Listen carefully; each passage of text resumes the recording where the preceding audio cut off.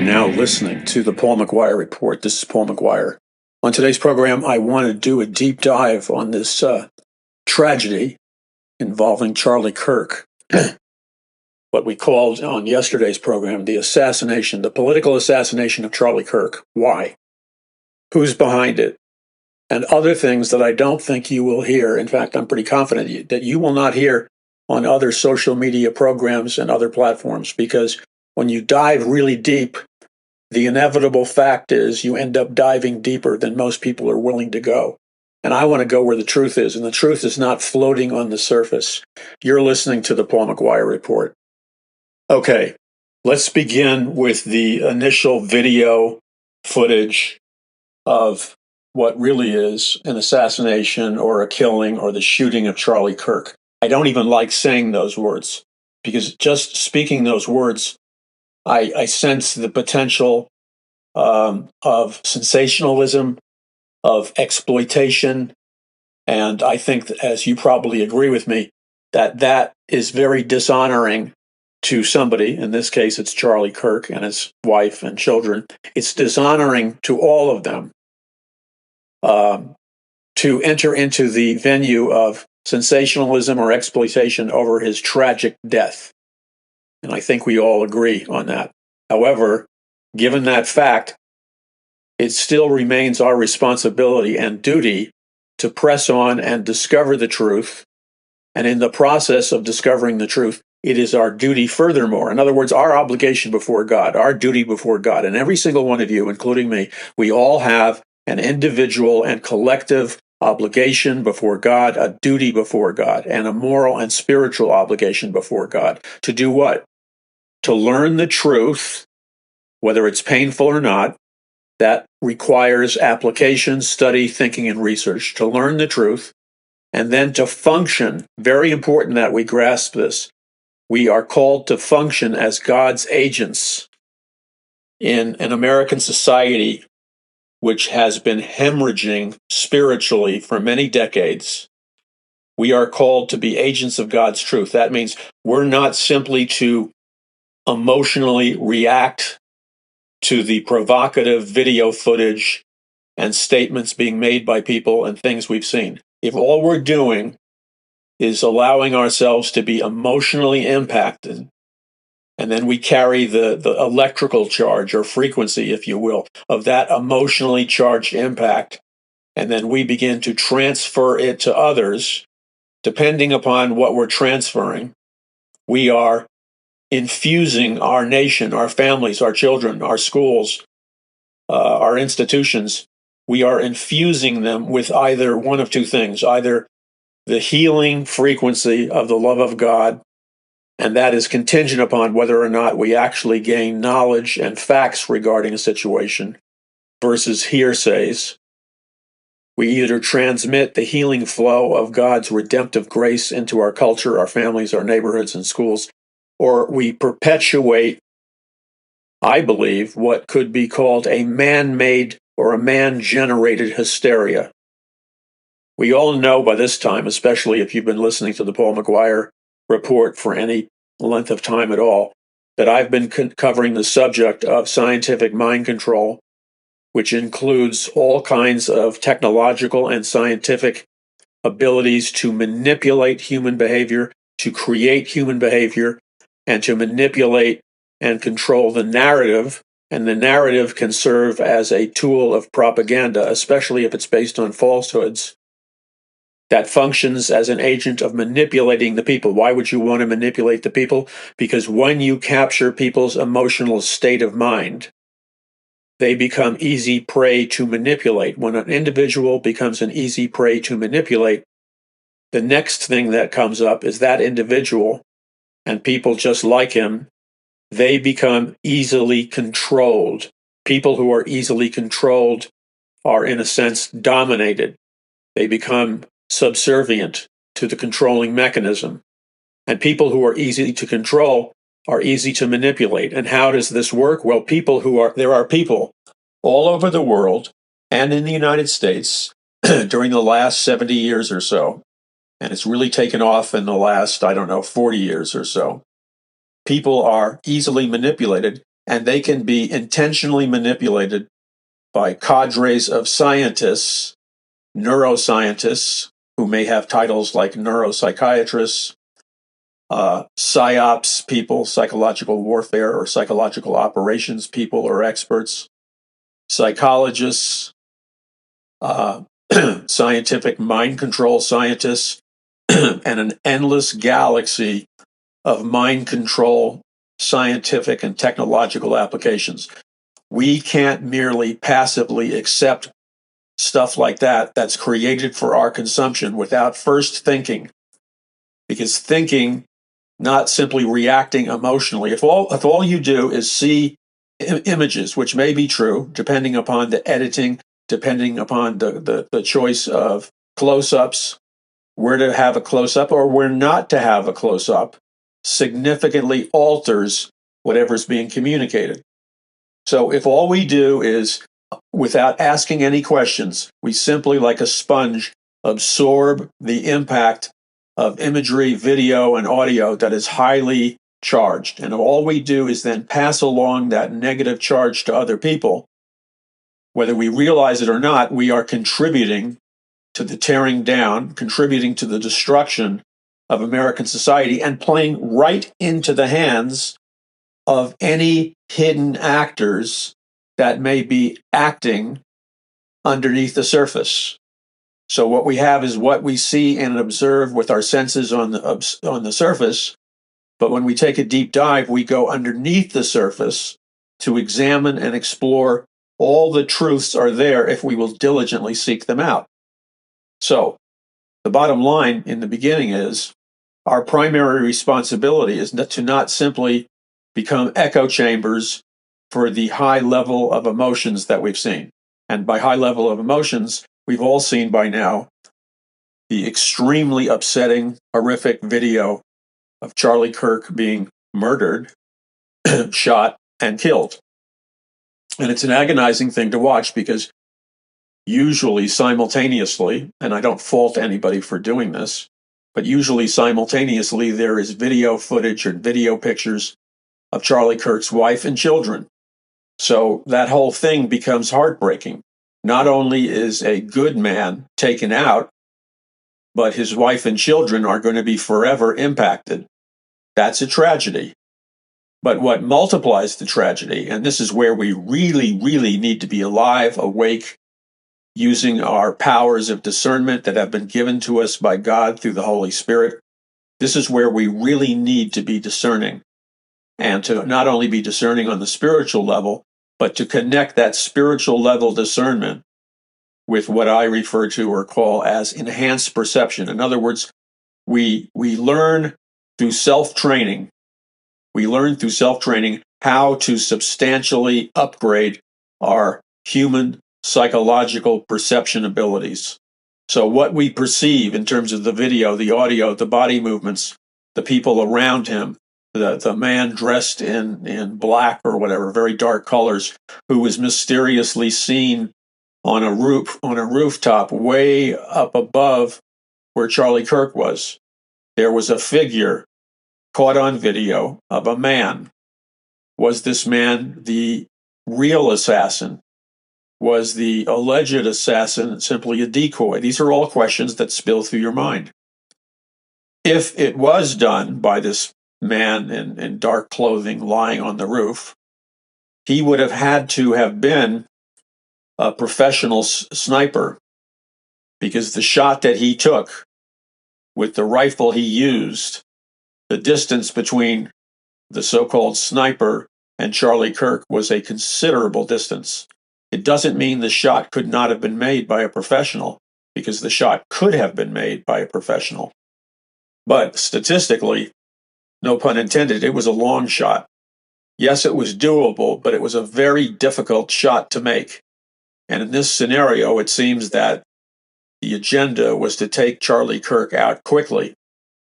So if this sniper, alleged sniper, was actually the one who killed Charlie Kirk, he had to be extremely proficient in his ability to use not only a sniper rifle and scope, but he had to be highly trained, because that shot was very difficult to take. And Then, in addition to that, we have this mysterious man on the roof. We have people that were close up who claimed to do the shooting. We've heard mixed reporting regarding the shooting. Some are reporting that the alleged assassin was very close physically to Charlie Kirk. Some are reporting it was the guy in the dark clothing who was very far away from Charlie Kirk. There are examinations of the sound made by the sound of a rifle or handgun or whatever they determine created the fatal shot. On one hand, a handgun from a close-up shooter would have created a different bullet sound, a different sound of the bullet leaving the chamber and hitting its target. That is one unique sound. Now, I'm not trained as an expert in determining the difference between the sounds. I can only use my common sense and personal experience, but that doesn't qualify me in any way to be a professional analyst. But I've heard from people who are professional analysts, and there's a distinctly a different kind of sound that would have come from the sniper far away versus a completely different sound from the alleged close-up killer supposedly using a handgun. One is more of a loud pop, as if there was no bullet in the chamber, like maybe he was firing blanks. Don't ask me why that would occur. I have no idea. Versus the sound of a sniper bullet going out of the chamber, traveling a distance and killing Charlie Kirk. That would have produced a different kind of sound. So there's an analysis available that can be conducted by people who have a lot of expertise in this area. They see things, they hear things that, unless you're trained in this kind of military field, you and I would not be able to necessarily analyze accurately what happened. So all this analysis and new information is going to come in. Now, in addition to that, we have the problematic aspect of all these people posting videos almost immediately after Charlie Kirk was killed. They're posting videos in a feeding frenzy. And initially, the majority of the videos are from people that are infused with intense fury and rage and anger because they see the Charlie Kirk shooting. They're angry, but they're on an angry high. They are using their video posts to talk about how wonderful it is that Charlie Kirk got shot, because Charlie Kirk, after all, using their words, is an evil man. He's a beast. He's the cause of all these problems. So there's wave after wave of, let's call them first responders in terms of posting their videos, of angry, irrational, and somewhat psychotic sounding people who are enjoying the shooting of Charlie Kirk and are communicating that it is well deserved. In fact, they're celebrating the shooting of Charlie Kirk. And it's very, very disturbing to watch those people talk, because you see in their body language, their vocal language, and the way they're communicating in kind of an hysterical state of consciousness, which is very disturbing to watch, because you're looking at people that you perceive to be unglued and borderline psychotic, if not psychotic. And they just didn't get that way. They just didn't enter that state of mind by accident. It might require examining what kind of media, what kind of internet, what kind of social media and other media inputs have been active in shaping their thoughts, in shaping their state of mind, and arousing multiple levels of anger in them. In other words, if you happen to be trained in the field of psyops or psychological operations, you can target any different demographic group or any different individual and bombard them with subliminal and conscious and subconscious messages that are designed to create any particular mental state or emotional state in a person, especially if you have a period of time to develop this aberrant emotional state. So it's very disturbing for somebody who believes that they're sane and logical and rational to watch this, because what you're looking at And you know what you're looking at. Whether you want to admit it to yourself or not, you know what you're looking at. What you're looking at is the developmental stages of people that have been strategically induced to become psychotic. And these kinds of people who can be induced to become psychotic by triggering their anger, their sense of injustice, their woundedness, the victimization they perceive that they've had to undergo, and then they irrationally blame it on Charlie Kirk. When you see that in its developmental stages, you don't even have to be an expert in the field to understand that you're looking at a dangerous phenomenon. Because these kind of people, if they're continually fed with these kinds of narratives, which they are being externally fed by these kinds of narratives, they will become the proverbial, Hitler youth. Why did certain people in Nazi Germany become fanatic, irrational followers of Adolf Hitler?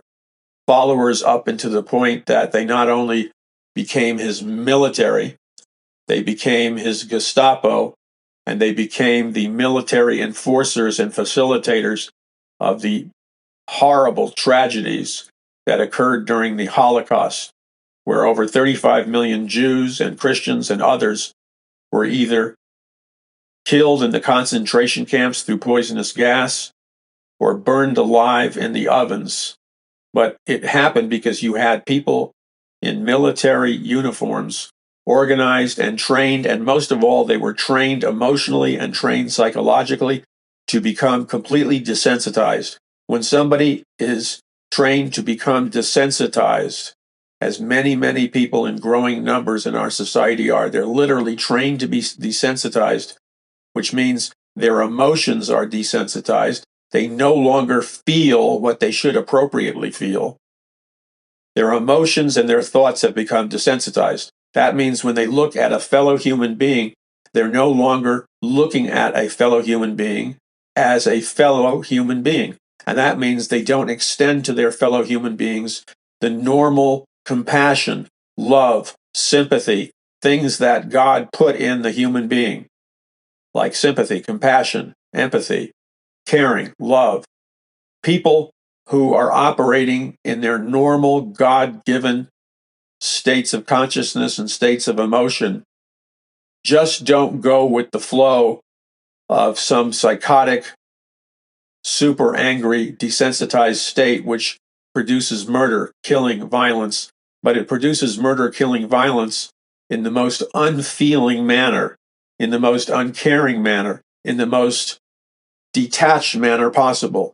The only way you can do those things to other human beings is that you separate yourself from your God-given humanity in the core of your being. And you, in a sense, detach yourself from your God-given normal human emotions like compassion and love, forgiveness and caring. Those things would normally convict you before you did the evil things. Those things would normally arise in your human consciousness and spirit and block you from committing atrocities, especially atrocities committed in an unfeeling manner. And you know that instinctively. You know that deep within you because God put it in every man and woman alive. The Bible says, "For the law of God is written in the hearts of men and women, even in the unbelieving." So you don't have to be, quote, a believer in Jesus Christ to access these God-given emotions that are put in every human being by God. You don't have to be a Christian to experience these emotions. Emotions like compassion and love and caring and concern and sensitivity to your fellow human being is what God embeds in your personality, in every person's personality, when he creates them. So when God creates any individual, they come equipped with things like love, caring, compassion, and sensitivity. The only way a person will yield to demonic external pressures is when they are bombarded via scientific and occultic mind control.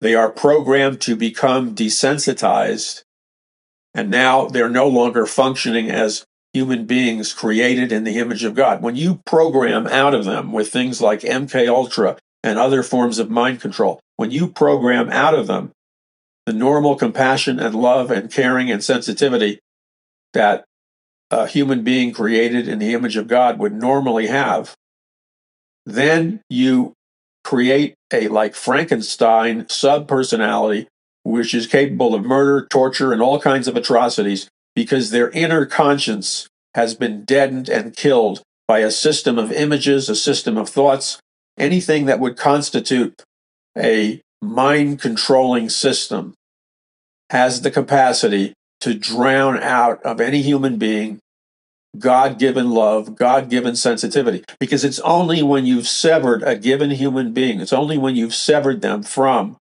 their connection to God on the most basic levels that you can desensitize them. And it's only after they've been desensitized. That means all God-giving feeling, compassion, and concern has now been cauterized out of the human personality.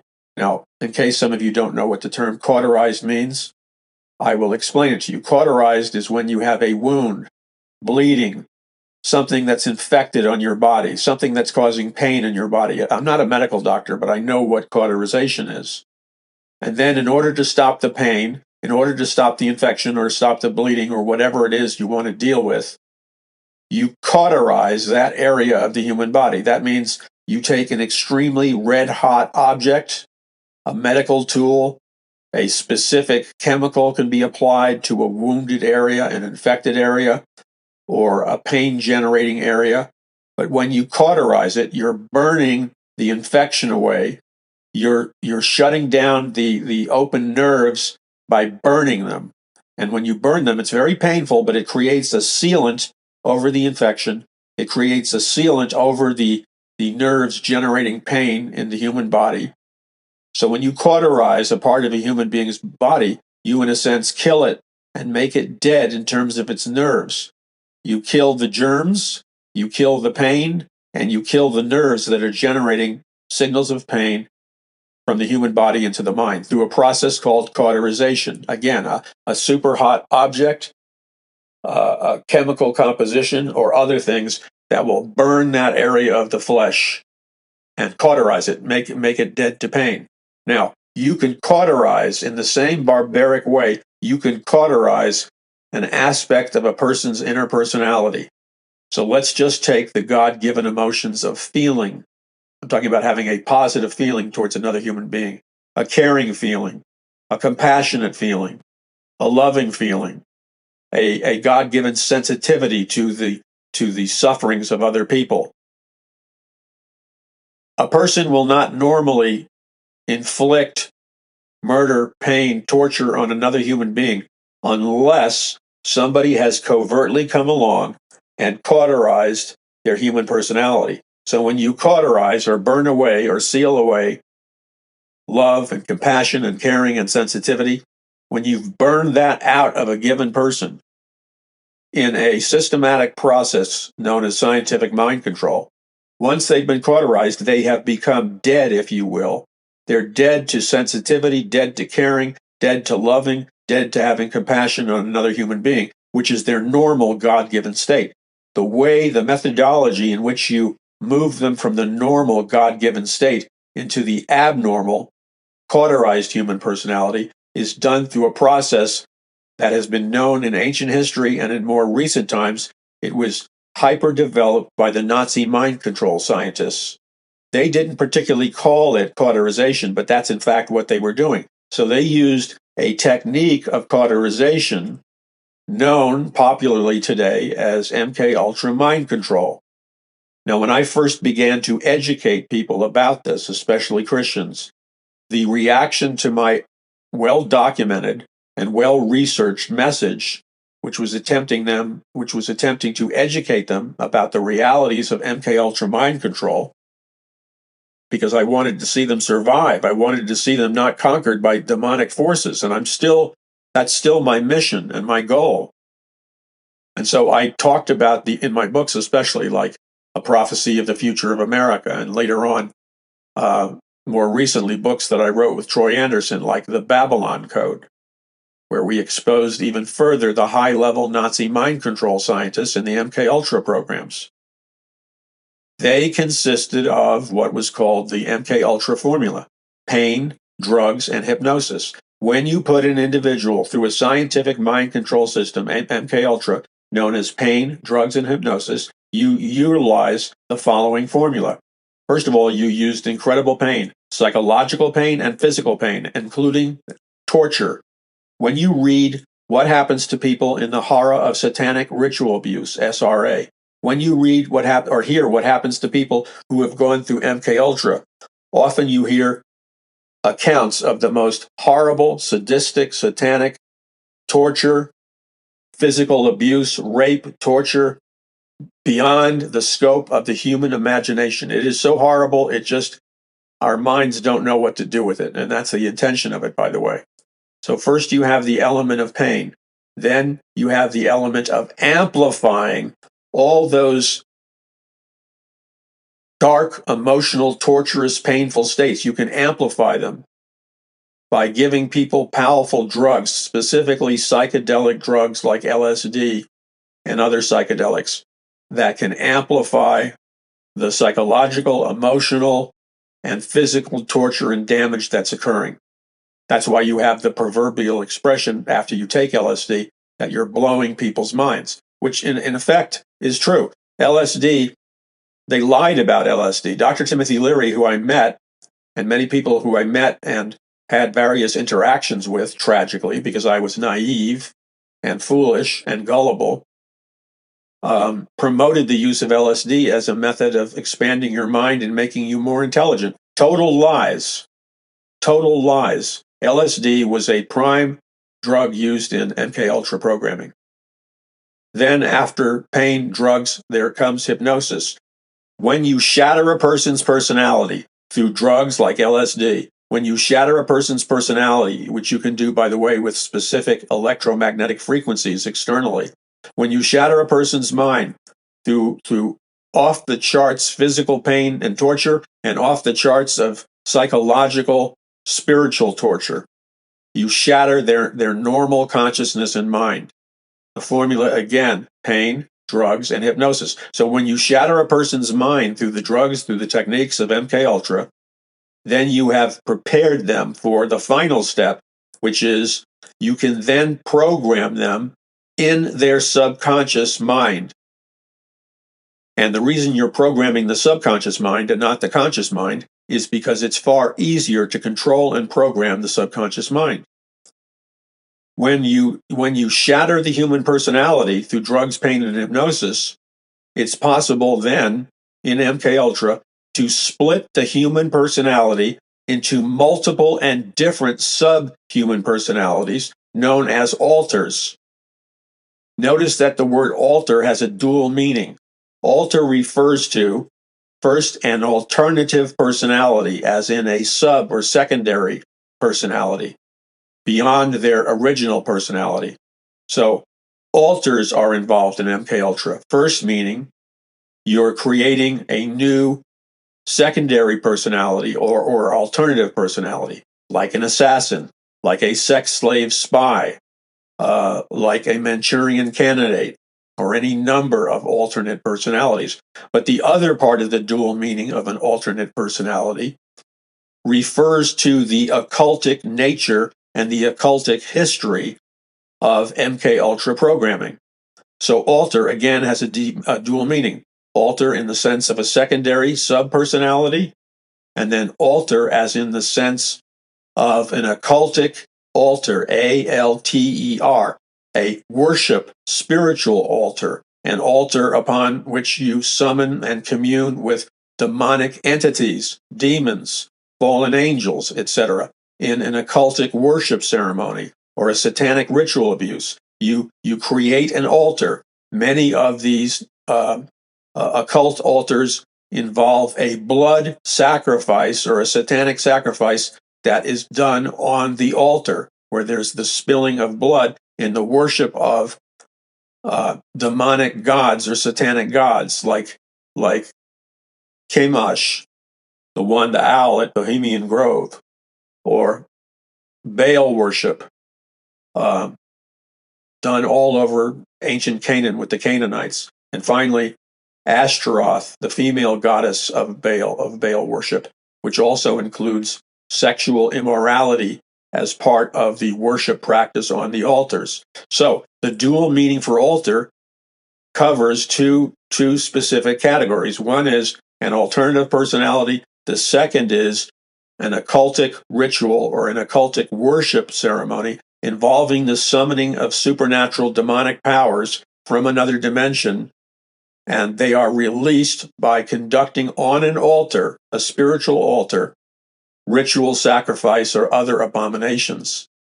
Now, the Nazi mind control scientists and the Nazi rocket scientists that the U.S. government smuggled in after World War II in order to compete with nations like Russia and other communist totalitarian nations that were actively grabbing up for their own military usage.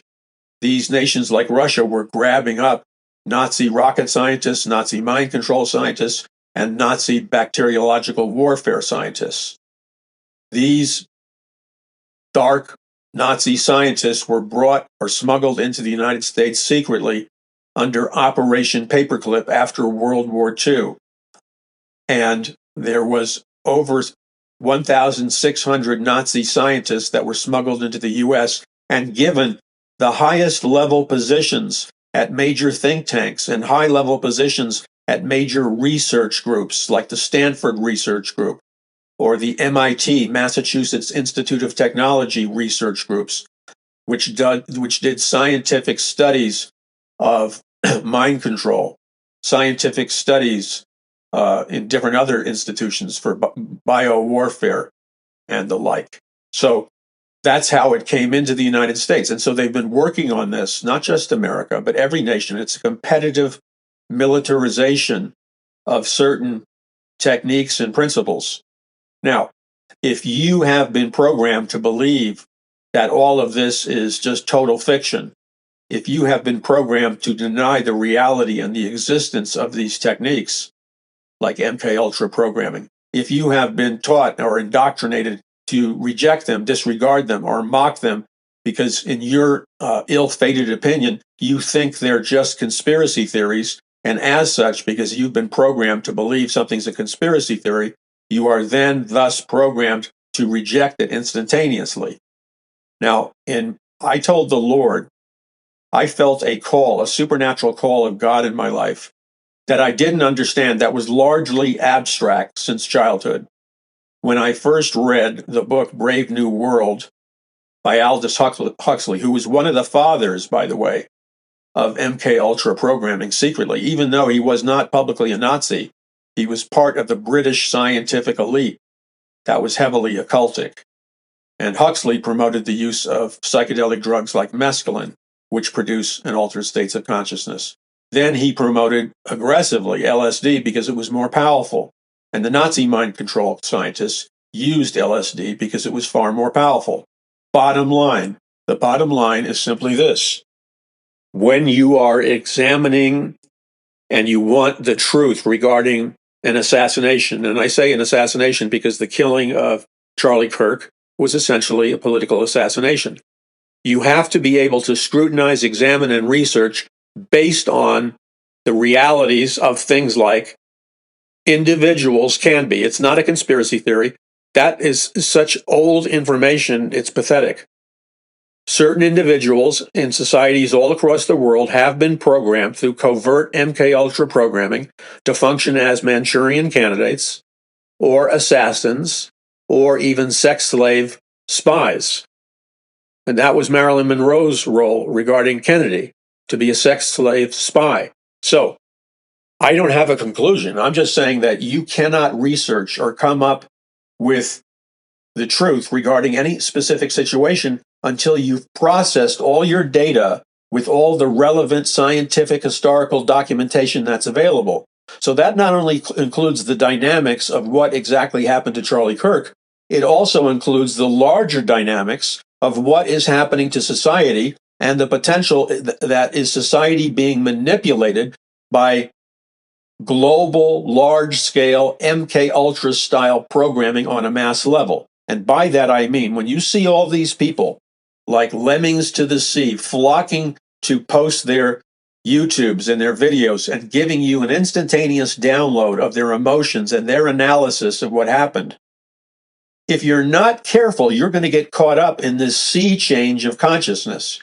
If you're not careful, you're going to be caught up and manipulated externally by professionals who are using far more than mere dark arts, far more than mere occultic techniques. They are using everything from advanced hypnotic techniques to MK Ultra programming that consists of pain, drugs, and hypnosis. If you continually subject a society through its media, through its music, through its pop music and rock music and country music and hip hop and rap music and every other kind of music and spokesmen and internet influencers, if you're continually bathing and bombarding a mass public with programming of rage and anger and distorted understandings of history that are completely distorted, if you know how to press their inner buttons and access their rage, access their trauma, remember, people are programmed via trauma.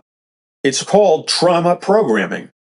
So when you access subconscious trauma in an individual and then manipulate and harness that trauma, you can make them dangerous individuals, or at the very least, individuals who, without necessarily realizing it, because it's happening on a subconscious level, are transmitters of a collective trauma. But this trauma didn't come about through mere random chance. This trauma was scientifically generated to produce a certain state of consciousness in both individuals and a certain state of consciousness in the mass population by accessing trauma, accessing victimization, accessing woundedness. So the danger is, and here's how it plays out. You've got these people who are going like temporarily psychotic, and they're justifying the killing of Charlie Kirk, and they're rooting it on. They're calling for more and more Charlie Kirk style assassinations, because they're covertly being manipulated. They're being whipped into a state of mass hysteria. Now, in this particular thing, right before Charlie Kirk was killed, there was an obviously white girl with blonde hair, light skin. I think she had blue eyes, your typical white-skinned, blue-eyed, blonde female, probably around 22 years old. She happened to be a beautiful model from the Ukraine.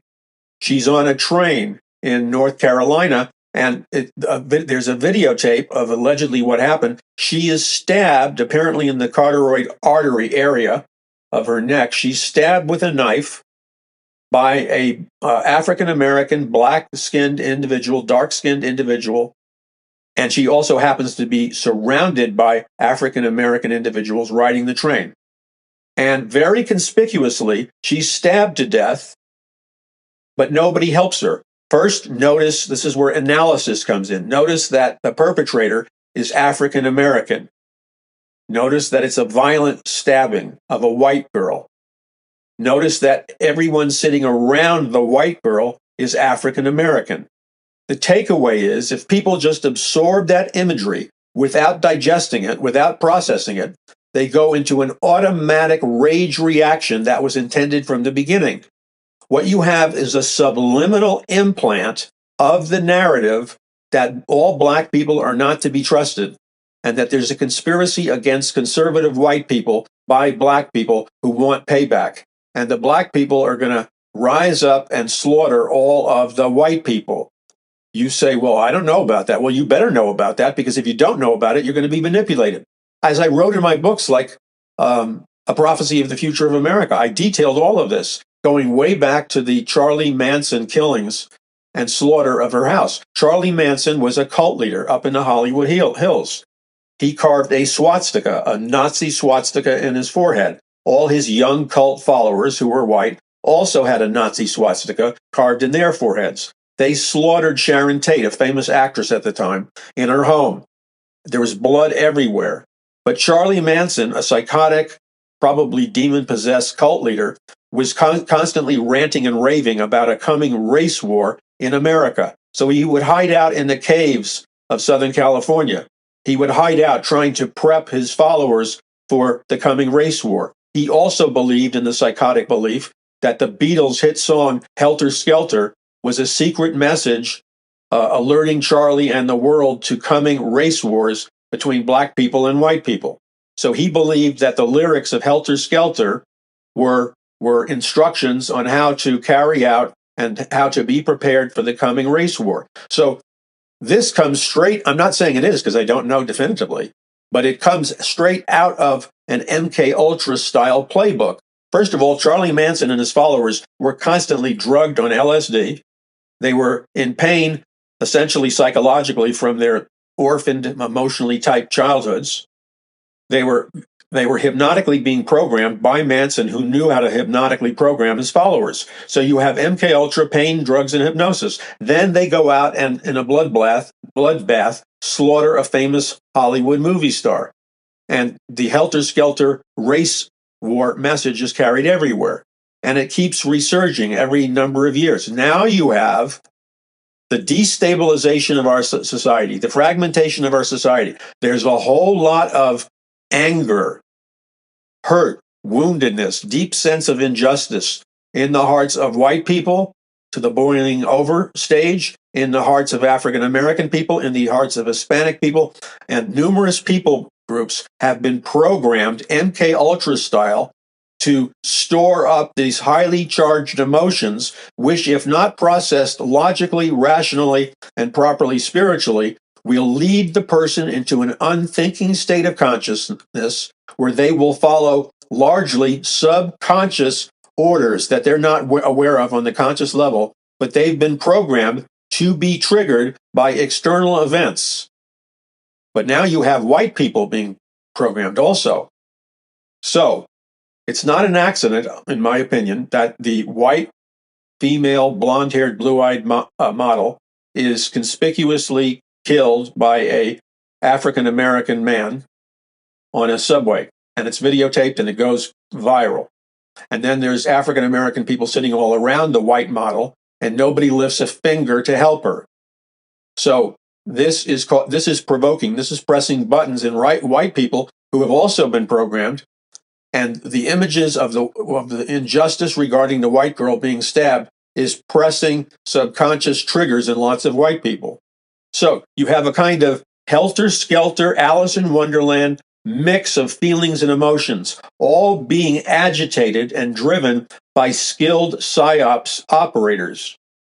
Potentially, because until it's printed out with factual proof, all that can remain at best is a highly developed theory, not a conspiracy theory, a theory developed on existing information. But it can't move from the documented theoretical stage into a plausible, acceptable stage until you have documentation and proof. So without documentation and proof, it would be a conspiracy theory. But I don't believe in being a conspiracy theorist. I never have. So I do research, but I won't draw a conclusion, a final conclusion, without documentation. But based on the information we have so far, we have at least the potential of somebody, whether it's deliberate or not intentional, whatever the motivation is, I don't know. But at some point, we have all the ingredients, like if we were baking a cake, we have all the ingredients mixed up in the cake to bake it in the oven and come out with a cake. Well, somebody, or simply through certain events that have transpired, there have been enough ingredients that would constitute a kind of MK Ultra cake being baked. This includes the Charlie Kirk assassination, mysterious questions that are looming all over the place just from the visuals, the motivation. Is there a organizational structure behind this, or is it a single individual? Before you allow yourself to go ballistic emotionally, before you are tempted to act on things in a violent manner, you need to cool your jets, take deep breaths, and fully process everything that is coming your way, no matter who you are, no matter what side of the fence you're on. Because reacting emotionally to what may be covert intentional provocation is a very slippery slope to walk on. This is Paul McGUIRE. I urge you to pray about it, to think about it, pray for our nation. This is a very dangerous situation we're in, because with the given events that have already happened, that those events function as kind of a kindling, like you'd start a fire with. And once you have a dry environment, along with the kindling, you have a situation which can be provoked. This is Paul McGUIRE. Visit paulmcguire.us. Please spread this message and your prayers far and wide. visit paulmcguire.us.